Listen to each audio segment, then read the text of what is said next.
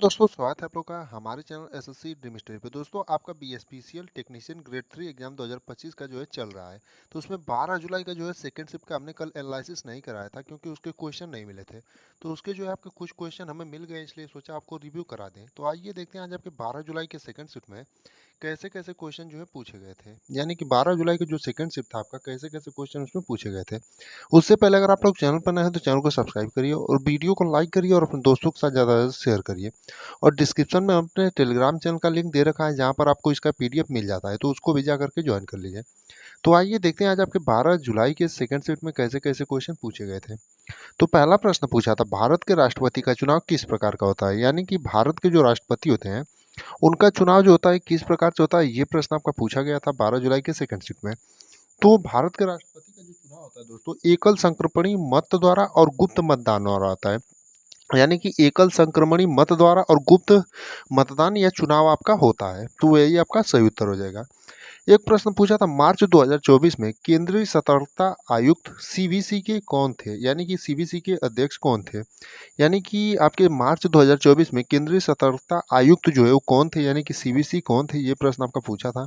तो आपका जो सही उत्तर हो जाएगा एम एस राजीव हो जाएगा। यानी कि आपके जिस भी ऑप्शन में एम एस राजीव दिया रहा होगा दोस्तों, वही आपका सही उत्तर हो जाएगा। यानी मार्च 2024 में केंद्रीय सतर्कता आयुक्त आपके एम एस राजीव थे। अगले प्रश्न की बात करते हैं। तो पूछा था आपका कुल्लू घाटी किसके बीच स्थित है। यानी कि आपका जो कुल्लू घाटी है दोस्तों, किसके किसके बीच स्थित है, ये प्रश्न आपका पूछा था। तो जो आपका कुल्लू घाटी है दोस्तों, धौलाधार और पीर पंजाल श्रेणियों के मध्य स्थित है। यानी कि धौलाधार और पीर पंजाल श्रेणी आपके जिस भी ऑप्शन में दिया रहा होगा वही आपका सही उत्तर हो जाएगा। बाकी अगर कल के 12 जुलाई के सेकंड शिफ्ट में आप लोगों में से जिसने भी पेपर दिया होगा वो लोग कमेंट करके जरूर बताएंगे। किसी भी क्वेश्चन में अगर थोड़ी मोड़ी भी गलती हो तो आप लोग जरूर बताइएगा।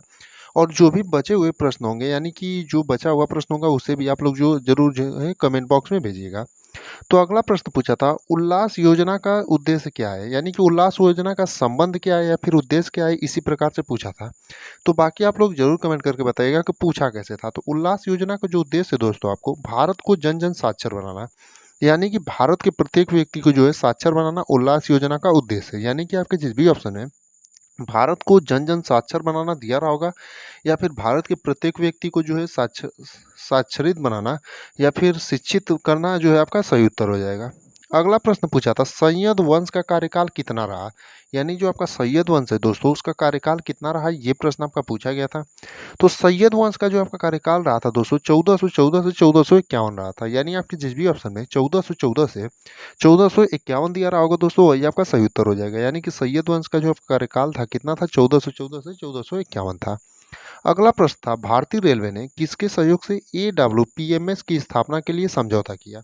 यानी कि जो भारतीय रेलवे ने जो है दोस्तों किसके सहयोग से AWPMS की स्थापना के लिए जो है समझौता किया था, ये प्रश्न आपका पूछा गया था।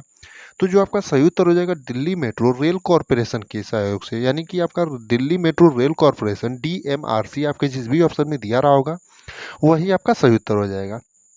एक प्रश्न आपका पूछा था, 2024 का बुकर पुरस्कार किसे मिला था।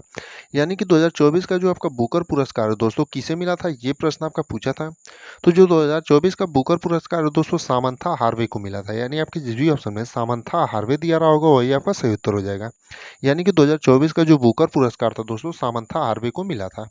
अगले प्रश्न की बात करते हैं। तो आपका पूछा था, किस अनुच्छेद में पर्यावरण का संरक्षण करना एक मौलिक कर्तव्य है। यानी कि किस अनुच्छेद में आपका है कि पर्यावरण का संरक्षण करना हमारा मौलिक कर्तव्य है। तो आपका जो सही उत्तर हो जाएगा अनुच्छेद 51A हो जाएगा। यानी आपके जिस भी ऑप्शन में अनुच्छेद 51A दिया रहा होगा दोस्तों, वही आपका सही उत्तर हो जाएगा। एक प्रश्न था, 1818 में अंग्रेज द्वारा कहाँ पर स्कूल खोला गया था। यानी कि 1818 में जो है अंग्रेजों द्वारा कहाँ पर स्कूल खोला गया, ये प्रश्न आपका पूछा था। तो जो आपका सही उत्तर हो जाएगा मट्टनचेरी केरल में हो जाएगा। यानी आपके जिस भी ऑप्शन में मट्टनचेरी दिया रहा होगा वही आपका सही उत्तर हो जाएगा। एक प्रश्न पूछा था, भारत में राष्ट्रीय विज्ञान दिवस कब मनाया जाता है। यानी कि आपका भारत में राष्ट्रीय विज्ञान दिवस जो है कब मनाया जाता है, ये प्रश्न आपका पूछा गया था। तो भारत में राष्ट्रीय विज्ञान दिवस जो दोस्तों आपका 28 फरवरी को मनाया जाता है। यानी आपके जिस भी ऑप्शन में 28 फरवरी दिया रहा होगा दोस्तों, वही आपका सही उत्तर हो जाएगा। एक प्रश्न था, पीपीटी का फुल फॉर्म क्या होता है। यानी कि पीपीटी जो होता है आपका, उसका फुल फॉर्म क्या होता है, ये भी प्रश्न आपका पूछा गया था। तो पीपीटी का जो आपका फुल फॉर्म होता है दोस्तों, पावर पॉइंट प्रेजेंटेशन होता है। यानी आपके जिस भी ऑप्शन में पावर पॉइंट प्रेजेंटेशन दिया रहा होगा वही आपका सही उत्तर हो जाएगा। टेक्निकल में आपका एक प्रश्न पूछा था, थर्मल पावर प्लांट में बॉयलर का कार्य क्या था? यानी कि थर्मल पावर प्लांट में जो है बॉयलर का कार्य क्या होता है, ये प्रश्न आपका पूछा था। तो जो आपका सही उत्तर हो जाएगा, पानी की उच्च दबाव के माप में होता है। यानी कि आपके जिस भी ऑप्शन में पानी के उच्च दबाव के माप में दिया रहा होगा, वही आपका सही उत्तर हो जाएगा। एक प्रश्न ये था, मोल्डेड बंद सर्किट से प्रश्न था। अब ये जो है आपका एग्जैक्ट प्रश्न नहीं मिल पाया, तो आप लोग इसे भी कमेंट करके जरूर बताइएगा। एक आपका वाइंडिंग में बैक पिच क्या होती है, इससे संबंधित कुछ प्रश्न था, तो इसको भी आप लोग जो है जरूर बताइएगा।